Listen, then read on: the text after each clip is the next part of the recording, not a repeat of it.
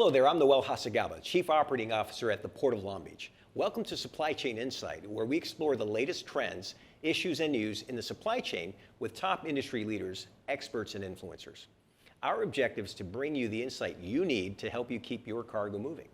Today's business executives expect a lot from their supply chains: efficiency, velocity, flexibility, cost management, and operational excellence. Supply Chain Insight brings the supply chain to you, one segment at a time, to explore new approaches and innovative solutions that will help you and the Port of Long Beach deliver greater value to our customers and partners. In today's episode, we will hear from one of the industry's most influential voices, Jon Monroe, President of Jon Monroe Consulting. You may know Jon from his popular monthly newsletter.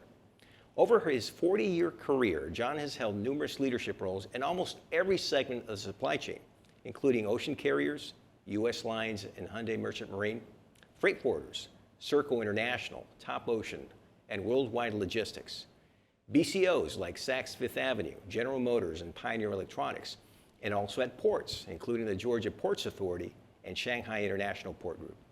All of this combined experience gives Jon a unique perspective and insight that we could all benefit from during these very volatile times in the global supply chain. I should also mention that Jon also served in the U.S. Army, and for that we are very grateful for his service.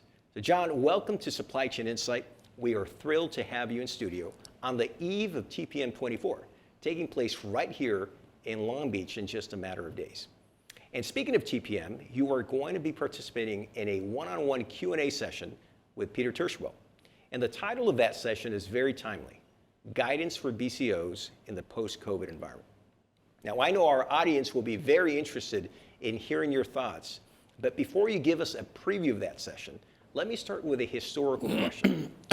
You're in a unique position to comment on how the supply chain has changed over your 40-year career. So here's my first question. Jon, how is today's supply chain different from the one that you were introduced to 40 years ago? Well, in many ways it is, in many ways it isn't. There's still containers, they're still 40 feet long, and what Malcolm McLean did definitely revolutionized the way product moves. But when I think back, and my first account I handled at U.S. Lines was Macy's.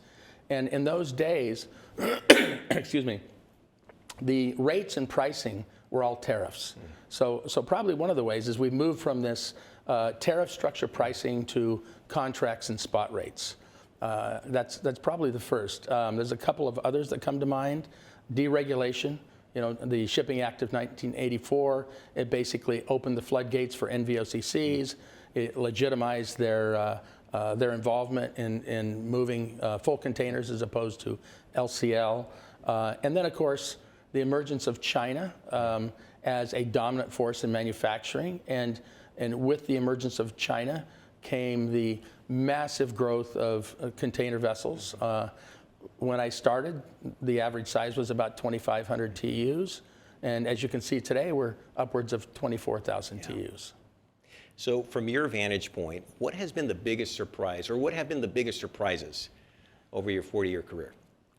I think one of the biggest surprises has been the emergence of China. When I started, it was predominantly moving out of South China with Hong Kong.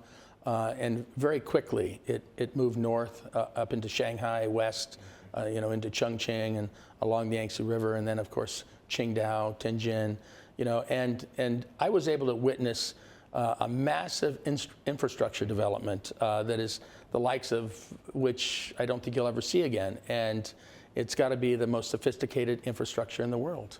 And we're going to get to China in a moment, but before we get there, how do you see the supply chain continue to change and evolve in the years ahead? Boy, that's an interesting question. I think right now we're involved in a transition. As much as we talk about digitalization, companies aren't ready. I find as I talk to companies, because of what I do on the digital side, they haven't taken ownership of their supply chain yet. And by taking ownership, I mean they don't. In most companies, you have silos. You have two procurement entities. You have procurement of product and procurement of freight, and they're siloed. They operate independently. I think over the next 5 to 10 years, you're going to have to see that come together. You're going to have to see a digitalization, the likes of which people don't experience today. And I'm happy to be a part of that with the work that I do today.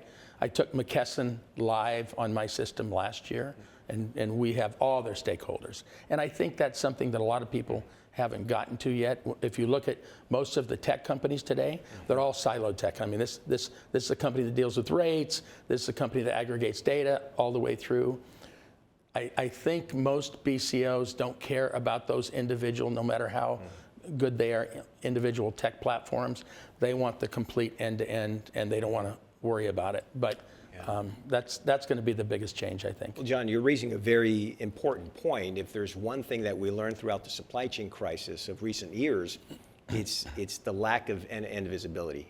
And that was magnified many times over when shippers didn't have access to the basic questions about the whereabouts of their containers. So I'm glad that it sounds like you were one of the pioneers, right, that started leveraging technology to put companies in a position to have that. Here in Long Beach, we launched the Supply Chain Information Highway, which is our attempt to help bridge that gap and create that end-to-end visibility, facilitate that end-to-end visibility through coast-to-coast connectivity.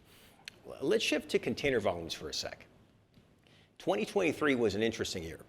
In Long Beach, we were pretty much in line with where we left before the pandemic, 2019. We were actually 5 points ahead of 2019. We think 2024 might be more of the same. We might be a little higher, just given some of the disruptions. But what's your assessment today? How do you think 2024 is going to shape up? I think the first half of 2024 is going to be very strong. I mean, I was talking to my team this week in China, and they're expecting, we just had the Lunar New Year. Most of the office staff were closed for 8 days, but the factories were closed for 3 weeks. So the factories only just came back. They're assessing their orders. But from what we've seen so far, I think we're going to have a strong 4 to 5% increase in the first half of 2024. The question in my mind is, are we pulling from the second half by companies shipping early, too much uncertainty? And so it's hard to say, but I do believe that 2024 will be at least flat with last year and maybe a little bit of an increase. Well, that's good to hear, because our projections so far are very much in line with yours. Yeah. And going back to what you said earlier about how the supply chain has shifted, right, from tariffs to rates, service contracts clearly are a leading indicator as well of what may happen in the second half. But on that point, there's a lot of disruption in the global supply chain. We're past the pandemic. We're looking at that in the rearview mirror. But you've got this historic drought in Panama that's constraining capacity. You've got the threat at the Red Sea.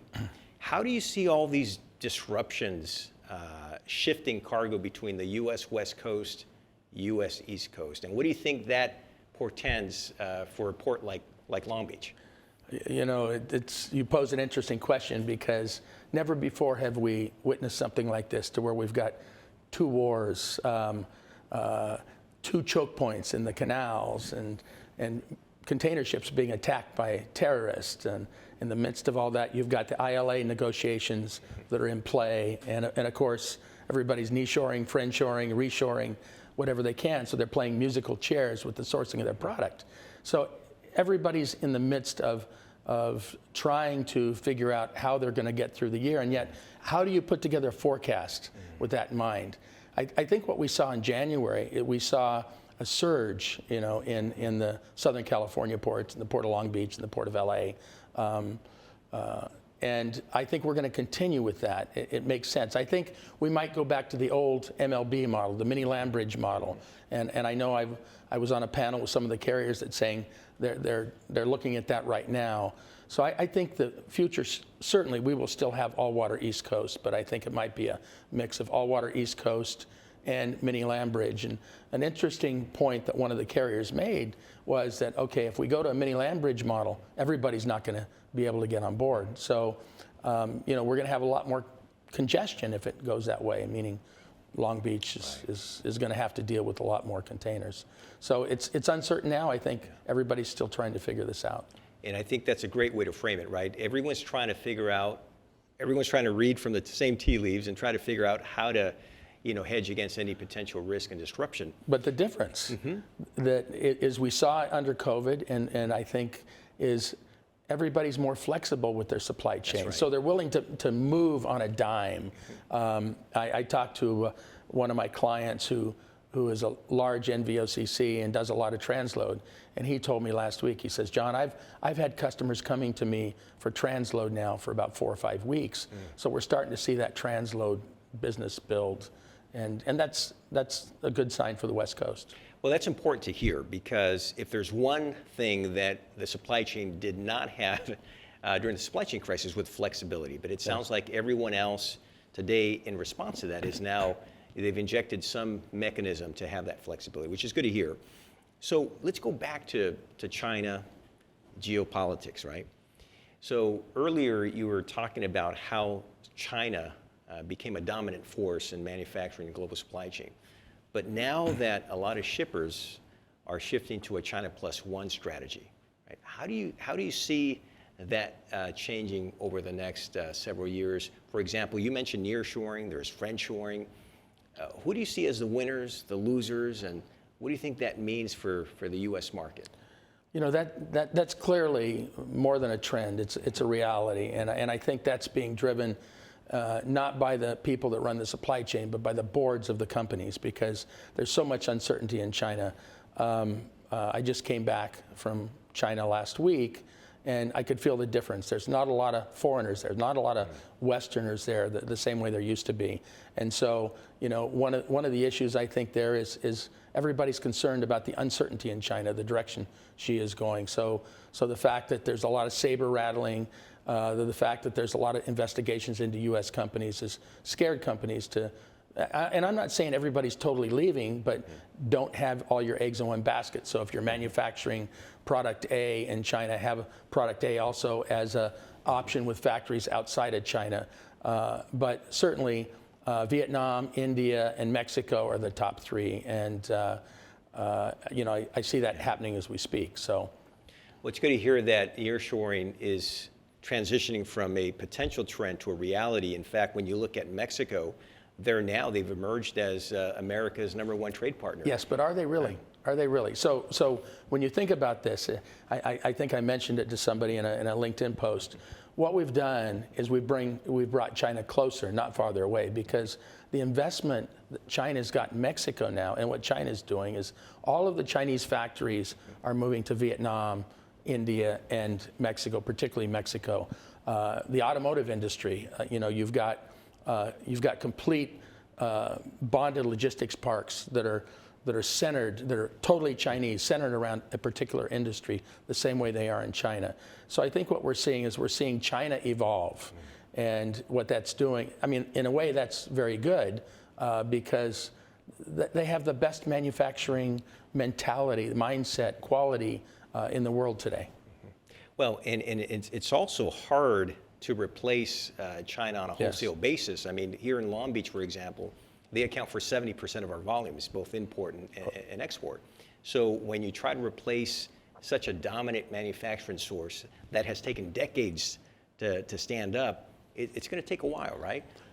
They're not going to go away. I mean, you know, nobody really wants to leave China, and the people that are leaving China are sort of forced to leave, but not entirely. So, you know, it's still uncertain as to how it's going to work. But the question in my mind is if China's volumes drop, what does that mean for the large ships that have been built around the megaports in China? I think for Southern California, you've got two things. One is you've got a big local market, unlike most ports. You know, most ports are really dependent upon inland market as opposed to the market around their city. This is probably the biggest local market in the world. So to that extent, wherever you're going, you got to get to LA, Long Beach. And this market is too important to ignore. So I don't think it's going to change that much. It might level out a bit, but not right away. Well, I appreciate that, because that's certainly our mindset. That's the reason why here in Southern California, we're investing so aggressively in our infrastructure to prepare for growth in the years ahead. You know, the point you made about China and how they're evolving is validated almost every week. You read a headline or an article in the newspaper about another Chinese company relocating to Mexico, for example. And what they're doing is basically manufacturing. They're moving their manufacturing operations overseas, right? So from that perspective, you don't anticipate any nearshoring, curtailing, or limiting growth in the Trans-Pacific? No, okay. At least not right now. Good. So John, let's get to TPM. So you're gonna be in a one-on-one session with Peter Tershwell, yes, where he's gonna pick your brain and get your guidance for shippers. So can you give us a preview? What advice do you have for shippers? You know, the interesting thing about the conversations with Peter, and Peter sent me an email about a week or two ago, and we were, you know, trying to go back and forth. What do you want to talk about? And I said, you know, Peter, I said, doesn't matter. I said, let's just go with it. And you know, excuse me, what probably the first piece of advice I would have for shippers is you need to have a very accurate forecast, particularly today. That's number one.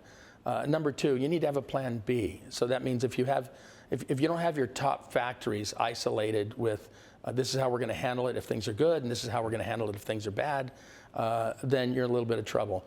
And the third one is you've got to adopt some form of digitalization.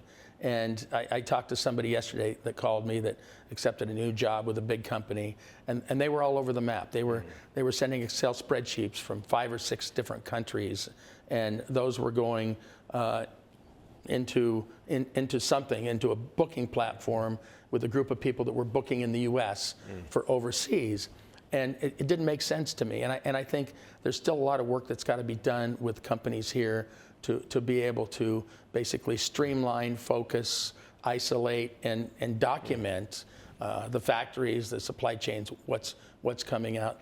If you don't have a digitalization, for example, how are you going to know if the factory changes the cargo ready date? How are you going to know if they booked on time? How are you going to know if there was some kind of delay or gap because a carrier rolled your container 3 or 4 times, other than an email? So, which, by the way, that email, by the time it hits, yes. it's days late, could be weeks late. So again, you're hitting on some of the core issues that remain. So even as the supply chain has learned to be more flexible, some of these legacy issues remain unless you adopt what you just said, right? You need an accurate forecast. You need digitalization to close the gap on visibility. And so you need to have that mindset as an organization to make sure that you have the latest information. And when I talk about digitalization, I'm not talking about having the origin online and the logistics people. That's archaic way of thinking. I'm talking about all your stakeholders, your finance, your buyers, your audit teams, your brokerage team, your factories, your local offices overseas, your carrier management team, and your logistics team. By the time you get everything done, every one of those teams needs a certain segment of that data to perform their work. That's right. So speaking of guidance for BCOs, right? For those who may not be able to join TPM this year, you do have a monthly newsletter. Tell our audience about that. Well, I sort of backed into this. I started it during COVID. I was in China when COVID hit, and you know, my family and I were on the second to last Delta flight going back to Seattle. And my team in China, everything closed down. And my team in China, basically, when it started opening up, I would send emails out to tell them what was the status of the factories.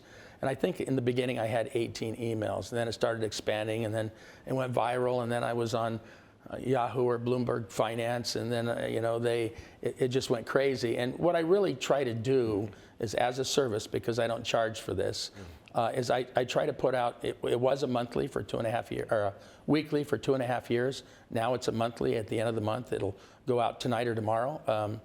And I try to take a cross-section view of what's happened in the last 30 days among the NVOCCs, the BCOs, the ports, the carriers, and then what was the hot topic for the month.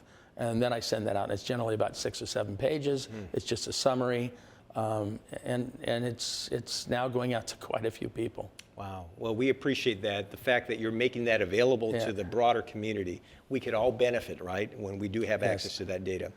Is there anything else you'd like to cover? I just want to say thank you for inviting me here, and I also want to say thank you. Your team was really good to me when I was running Transfar, so I really enjoyed it. I think you're one of the most proactive ports out there, so I just want to say thanks. Well, thank you, and it's a great shout out, well deserved by the team. So thank you for that, John. And again, thank you for joining us. Well, there you have it, folks. You heard it here first on Supply Chain Insight. John, thanks again for joining me on Supply Chain Insight. Your perspective and observations were extremely helpful. And to our valued audience, thanks again for joining us. We'll see you again soon for another episode of Supply Chain Insight, brought to you by the Port of Choice, the Port of Long Beach.